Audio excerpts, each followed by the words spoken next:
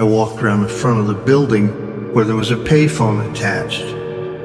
What I hadn't realized was that a storm cloud had blown up over the lake, and so we're right next to the lake.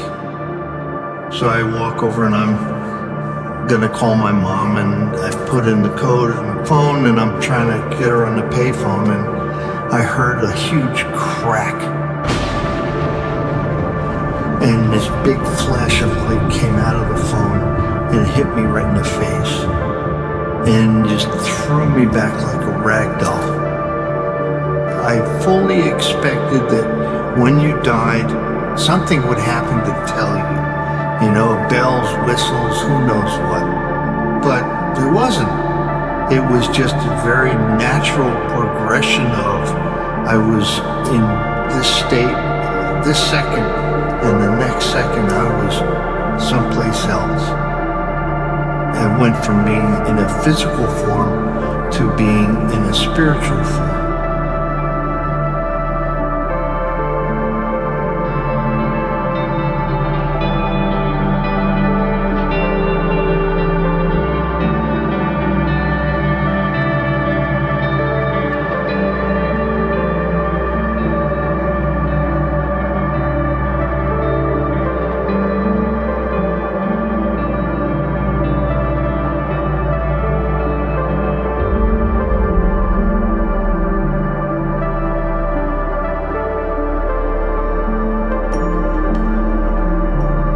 My name's Anthony David Sikoria. I grew up in Kingston, New York. I was there for my first 18 years. I had gotten into some trouble my last year in high school. Stupid things that teenagers do. My high school football coach had gone to the Citadel, which is a military school in South Carolina. He put a bug in my father's ear that I needed to go to the Citadel because I needed some mild corrections. And so I remember my father saying, well, you can go to any school you want to, but if you don't go to the Citadel, don't come home. I thought, okay, it makes it a pretty simple choice. So I went to the Citadel and played football there and got my education in biology. When I was there, my last year, I had the honor of working with Albert St. Georgi, who was a Nobel Prize winner, who defined the way muscle worked. At that time, it made me realize that that's what I wanted to do. And I kind of had this vision of being one of the lab rats that worked out in the basement of some big institution and learned all kinds of great things. So I decided to go to graduate school, and I spent the next 5 years getting my doctorate in physiology with a minor in biophysics. When I finished my graduate degree, there were no jobs. And what had happened was there were a lot of people that had gone to graduate school to get out of the war, the Vietnam War. Because of the war ending, when I graduated, there was a glut of PhDs who just came onto the market. And as a result of that, there were no real good jobs. And so I thought, you know what, I need to make another decision, and I thought I'm going to go to medical school. At the end of it, I was trying to decide what kind of a physician I wanted to be, and I settled on orthopedics because I was one of those kids that loved taking things apart, putting them back together and rebuilding things. And I think because of my Italian heritage, I had some carpentry genes that were buried in there someplace. And so that's what I settled on. In 1994, my wife had 5 5 people with birthdays in the month of August. So every year we would have a communal birthday party. And they had picked a place called Sleepy Hollow Lake. At the lake there were pavilions that you could rent, and she rented one that would hold 25 plus people, and that was going to be our August get-together. I was given the job of running the barbecue, so I was outside getting the food ready, and most everybody else was upstairs in the pavilion. And at the beginning of the day, it was beautiful outside. The sun was shining, there was a pleasant temperature, and everything seemed good.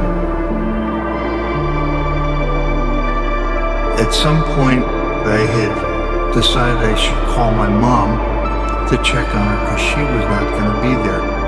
By this time, my dad had already passed, so my mom was there by herself. And I wanted to check on her, so I got somebody to cover the barbecue, and I walked around the front of the building where there was a payphone attached. What I hadn't realized was that a storm cloud had blown up over the lake, and so we're right next to the lake. So I walk over and I'm gonna call my mom, and I put in the code in the phone, and I'm trying to get her on the payphone, and I let it ring 5, 6, 7 times, and she didn't pick up, so I thought, all right, she's busy. I'll try her again later. And as I started to take the phone away from my face to hang it up, I heard a huge crack. And this big flash of light came out of the phone and hit me right in the face and just threw me back like a rag doll. And as it threw me back, I had the strangest sensation of moving forward, and I remember standing there going, this doesn't make any sense. I know I saw the lightning, I knew I'd been hit, and I knew I'd been thrown backwards, but now I'm standing here and nothing's making sense. And I look at the phone, and the phone's dangling, and I'm just standing there just absolutely bewildered. And at that point, I hear my mother-in-law screaming, and she's at the top of the stairs. I'm at the bottom of the stairs. And she starts running down the stairs, headed right at me, and I thought, this can't be good when your mother-in-law's running at you, screaming that something's bad. As she got down in front of me, she was looking off to her left, and I thought, this is really strange, and it's like I wasn't even there. And I'm like, what the hell? And I turned to go where she's going, and I took about 3 steps, and I run into myself on the ground. And I'm like, oh shit, I'm dead. And it was such a shock. I fully expected that when you died, there would be some sort of anything, something would happen to tell you. You know, bells, whistles, who knows what. But there would be some sort of a signal that, hey, buddy, you're dead. But there wasn't. It was just a very natural progression of, I was in this state this second, and the next second I was someplace else. I went from being in a physical form to being in a spiritual form. There was a lady who was waiting to use the phone. She gets down to start doing CPR. Turns out she's a nurse. And I'm standing there and I'm trying to call out to anybody who will listen. And I don't see, I can see all of them, I can hear all of them, but nobody can see or hear me. And then it occurred to me that I'm standing here and I'm thinking exactly the way I normally would. I have complete control of my mind, and I'm thinking in the vernacular and the way that I normally would think. And I'm having these massive racing thoughts are going through my head trying to make sense of this whole thing. But I realized at that moment that whoever I am, I always am. And there's no such thing as death. And, my spirit or whoever I was is eternal. And that was probably the first big thing, realization that came to me as this whole thing unfolded, is that my spirit is here forever. So we're essentially two people. We're in this body, which is nothing more than a costume over the top of who we are always, and in our spirit form. And when I went up to the body and I looked at it, it seemed to be very dispassionate about it. It was like, that's me, but it's not. I'm me. I'm still who I always was, and that's nothing but an empty shell. And that was pretty earth-shaking. It was not a frightening experience. It was just very matter-of-factly, this is the way things really are. And then I thought, well, there's no point in standing here because nobody can see me or hear me. And I turned around and I start to walk toward the stairs, and I'm going to go up the stairs and check on my family. And I started up the stairs and I got to about the third step, and I'm looking down at the ground and I start to see my legs dissolve. And I thought, well, okay, this is getting really weird. And as I got to the top of the stairs, I had lost all form. I was just a ball of energy. The stairs, when you get to the top of the first level, it goes up another few steps to the left.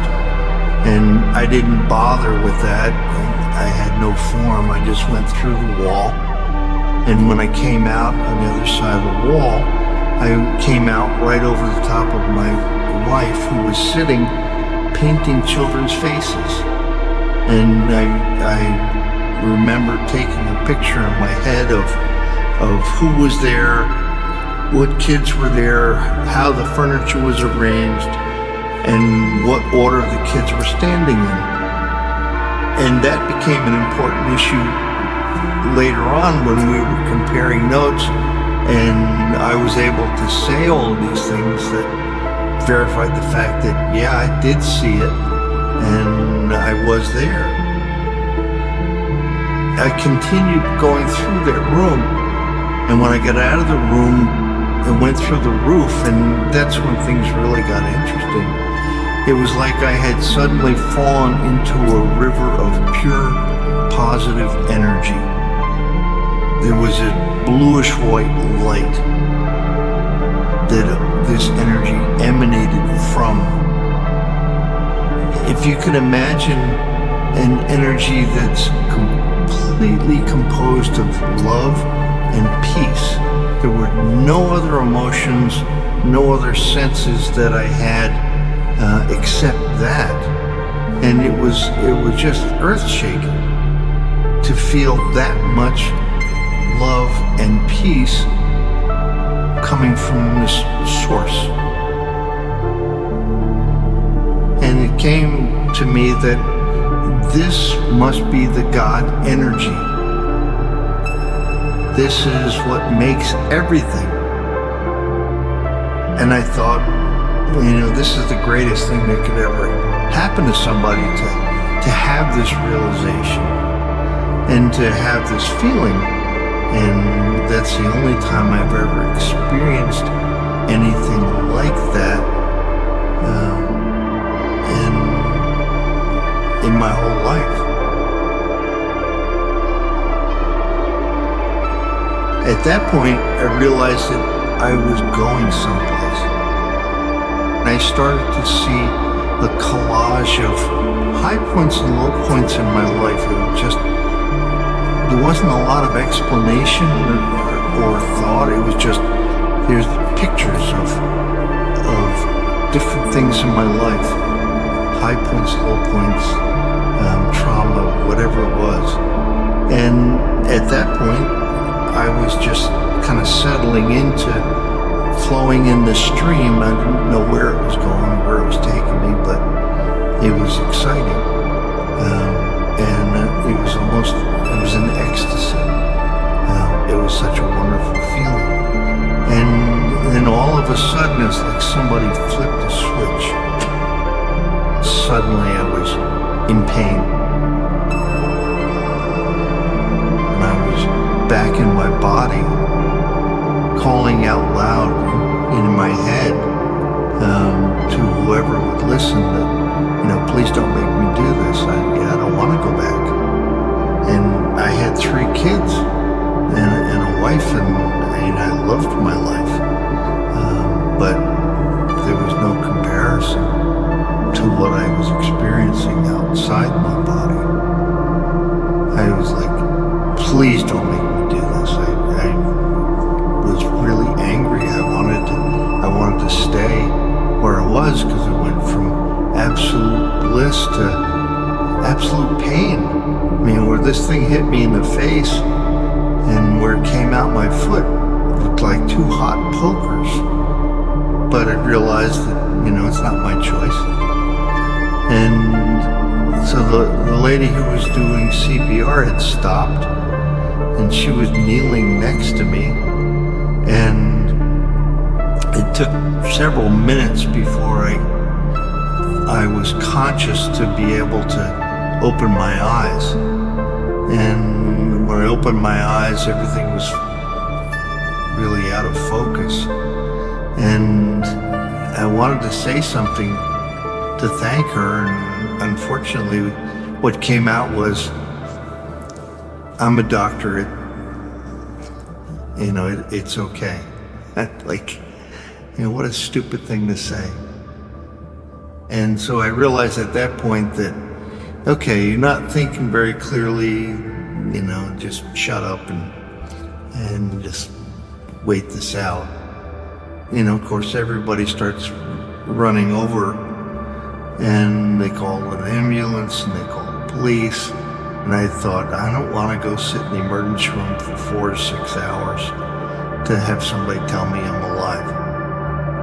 So I opted to just have them take me home, and I called my cardiologist friends and my neurologist friends, and I said, this happened, and they said, well, come right over. And went to their offices, and everybody said the same thing. It's like, well, you're lucky you're alive. After my near-death experience, I was afraid to say anything to anybody. This was, in the early 90s. And at that time, somebody could call the state and say, this guy's kind of loose around the edges. You might want to pull his license because he's saying things that don't make a lot of sense. I kept my mouth shut for the most part. I talked to friends and family about it, but I wasn't gonna embarrass myself and have people call me a lunatic either. Before the lightning, I was on a road for academic orthopedics. I wanted to publish papers, and I was a chairman of a big spine meeting every year, and I was going down that road, and none of those things seemed to be important anymore. I was really in a kind of lost. I was beginning to wonder, why did I go through this? Because it wasn't making a whole lot of sense to me. And then all of a sudden, I started to have this insatiable desire to hear classical piano music, that was a big departure for me. I was a kid of the 60s. It was rock and roll. There really wasn't much of anything else. But now all of a sudden I'm having this desire to hear the classical piano stuff.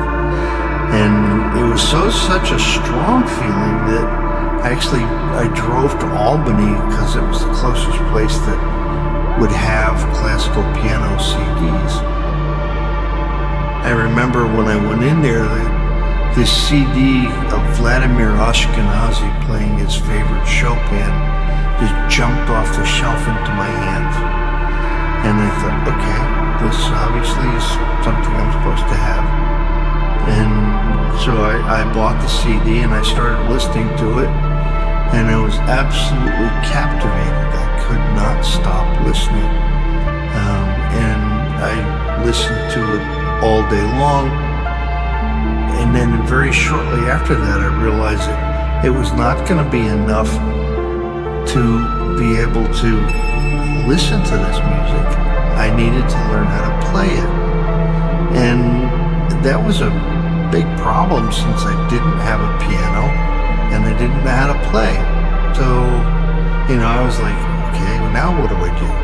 Well, the very next day, one of our babysitters came by and said, I'm moving, and I had this old upright piano that I want to keep, but could I store it at your house for a year? And I thought, okay, this is kind of weird. I have this thought yesterday that I need a piano, and suddenly a piano's here. So I started to try to teach myself how to play, and a couple of weeks into it, I have a dream. And in this dream, I'm walking out onto a stage. And on the stage, I see myself, and I'm playing in a concert hall, and I'm playing music on a piano.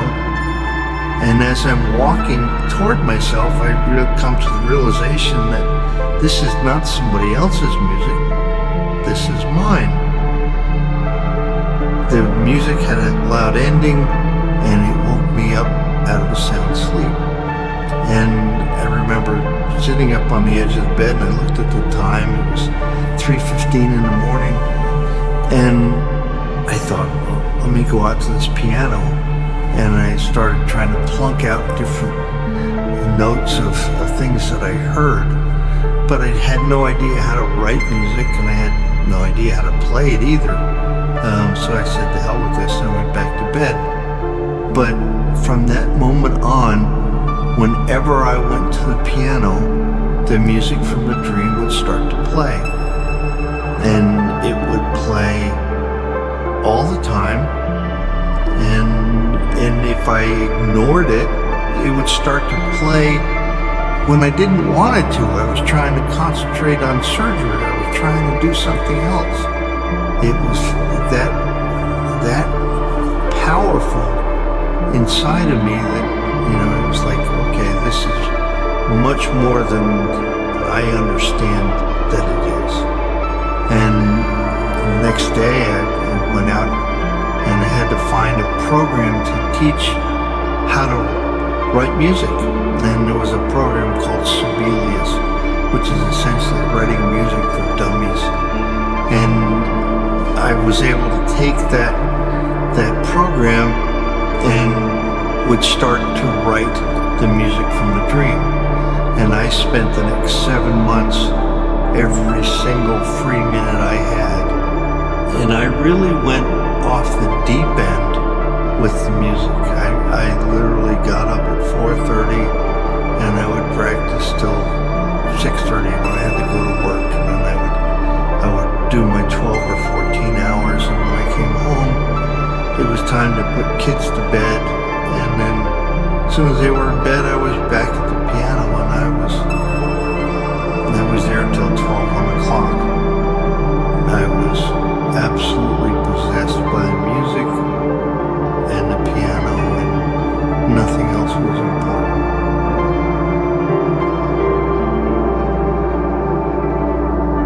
one thing that I have found with the music is that it takes me about as close to that feeling, that euphoria of being on the other side as I can get. It's almost like there's a connection that I can access. It's a frequency that I'm able to tune into. And, in reading about other composers, the great composers all said the same thing. Mozart was most prolific about it, and he said, the music would come to me in finished form, and all I did was write it down. And, lots of people have speculated that our brain is nothing more than a receiver. There's no way in the world it could house all the information that we have access to. There's some off-site place that we are able to communicate with.